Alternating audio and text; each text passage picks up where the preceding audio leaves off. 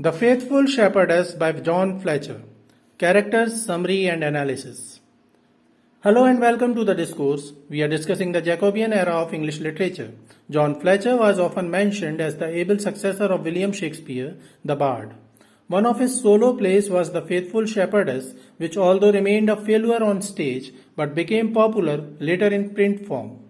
The print version also contained commendatory poems by Ben Jonson, Francis Beaumont, George Chapman, and Nathan Field, who voluminously praised this work by Fletcher.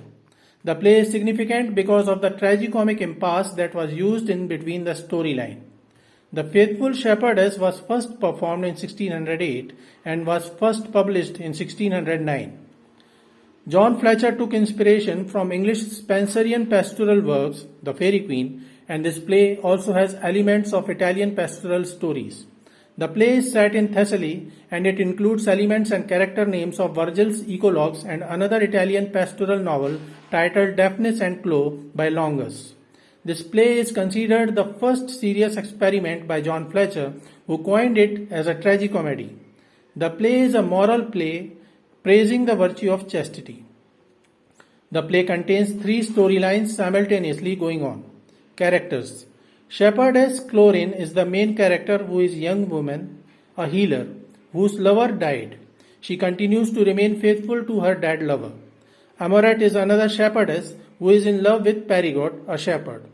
Amaryllis is another shepherdess who wants to marry Perigot. Sullen Shepherd is the main antagonist who helps Amaryllis in plotting against Amoret.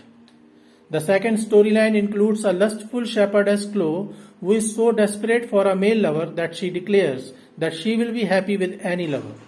Daphnis is a meek shepherd who becomes close to Chloe. Alexis is another young shepherd who is also as lustful as Chloe. Sullen Shepherd is again the antagonist. The third storyline is about Thanet, a shepherd who is deeply impressed by Chlorine, the faithful shepherdess. He tries everything possible to win the love of Chlorine but fails. Summary. Chlorine is the eponymous heroine of the play. That is, the title The Faithful Shepherdess denotes Chlorine. She is a virgin shepherdess who values her chastity more than anything else. She is a devoted, skilled healer who helps people. Chlorine felt love for a man in the past, but before they could marry, he died. Since then, she is living near the grave of her first love. Chlorine is a well-known healer and often people reach to her for their cure. The shepherd Perigot is in love with shepherdess Amoret, who also loves him. However, another shepherdess, Amaryllis, is also infatuated with Perigot and wants to marry him. She is jealous of Amoret and she wishes to snatch Perigot from Amoret anyhow. For this, she takes the help of the villain Sullen Shepherd. Sullen Shepherd is always angry and he hates everyone. He is a libertine villain who can go to any extent to create disharmony and distress for others. Sullen Shepherd takes Amaryllis to a fountain whose water has magic powers. After drinking that magic water, Amaryllis succeeds in gaining the attention of Perigot.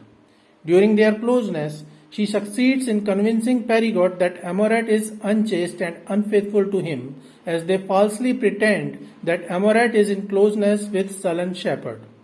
When Perigot sees this, he feels bitterly disappointed. In his rage, he stabs Amoret and leaves her to die. Later on, Sullen Shepherd throws her body in a river. The river god realizes that Amoret is still alive and he helps her by taking her to Chlorine, who heals Amoret. Later on, Amaryllis accepts her deception and confesses her wrongdoing to Perigot. However, this complicates the situation. Perigot is now very angry against Amaryllis. He believes that he killed Amoret. When Amoret comes to meet him, he couldn't believe his eyes as he killed Amoret himself. He feels that she is Amaryllis in disguise and stabs her again for the second time.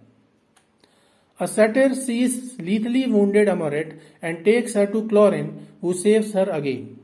On the other hand, Perigot cannot cleanse his hands, which appear blood red because he killed an innocent virgin girl. He seeks Chlorine's help, but her holy healing water also fails to help Perigot. Chlorine tells him that he did wrong against Amoret and he should seek her forgiveness as that would help him. Perigot meets Amoret and asks for forgiveness. Finally, Amoret pardons him and his hands become clean. The second storyline of the play is about a lustful shepherdess Chloe who declares that she is so needy of manly love that any man will be good for her. She says, "It is impossible to ravish me. I am so willing." She comes in contact with Daphnis, who is a modest shepherd and fails to satisfy her demands. Later on, Chloe meets Alexis, who is as eager and lustful as her. She finds a perfect match in him. When they first meet for making love at night, Sullen Shepherd sees Chloe and Alexis, and he suddenly feels extreme lust for Chloe. Sullen Shepherd attacks Alexis and beats him. Chloe saves her life and runs away. A satyr sees the wounded body of Alexis and takes him to Chlorine. Chlorine not only heals his injuries but also teaches him how to control and abandon his lust. Chloe also reaches to get the help of Chlorine and she is also cured of her unruly desires. Meanwhile, Shepherd Thanet is very impressed by Chlorine's vow to chastity and wishes to test her. He tries to seduce her in every possible way while hoping that Chlorine will not fall and will reject his attempts.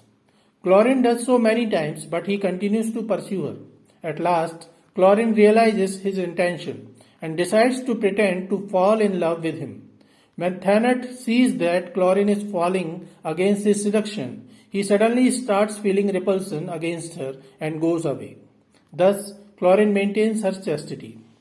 By the end of the play, Amaryllis and Sullen Shepherd are caught and brought in front of Chlorine.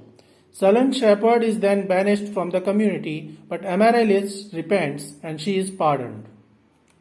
The couples of Perigot and Amoret and Chloe and Alexis promise to love chastely and faithfully forever. So this was all about the faithful shepherdess. We have discussed all important solo plays and collaborated plays of Francis Beaumont and John Fletcher.